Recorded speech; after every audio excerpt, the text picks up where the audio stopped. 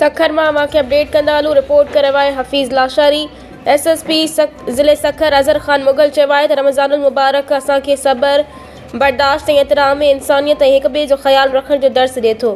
रमज़ानुल मुबारक जे मुक़दस महीने में अमन ऐं अमान जी सूरतहाल खे बरक़रार रखण, शहरुनि खे ट्रैफ़िक जाम जे अज़ाब खां छुटकारो ॾियारण जे लाइ प्लान जोड़ियो हो, जंहिं ते अमल दरामद सां वापारियुनि ऐं शहरियुनि खे बहितरीन सहूलियतूं मुयसर थियूं। सखर सिंध जो टियों नंबर वॾो शहर ऐं तिजारती हब आहे।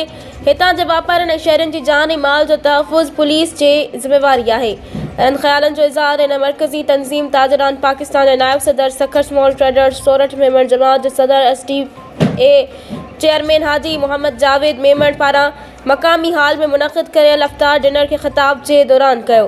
इफ्तार डिनर में सखर जे सियासी, समाजी, मज़हबी, क़ौम परस्त वापारी तंज़ीमुनि जे अॻवाननि, सनअतकारनि, साफ़ियुनि, ऑफिसरनि समेत मुअज़्ज़िज़ शहर वॾे अंग में शिरकत कई। इफ्तार डिनर के ख़िताब कंदे सखर स्मॉल ट्रेडर्स जे सदर SDO चेयरमैन हाजी मोहम्मद जावेद मेमण आयल महिमाननि खे भलीकार चयो ऐं असां हमेशा सखर शहर में वापारी बिरादरी जे मसइलनि जे हल लाइ जिदोजहद कई आहे। वापारी बिरादरी ऐं शहरुनि जे इज्तिमाई मफ़ादनि जे लाइ हर सतह ऐं हर प्लेटफॉर्म ते आवाज़ उथारियो आहे। उन मौक़े ते इस्लाम ऐं पाकिस्तान जी सरबुलंदी, मुल्की तरक़ी, सलामती, ख़ुशहाली जे लाइ ख़ुसूसी दुआ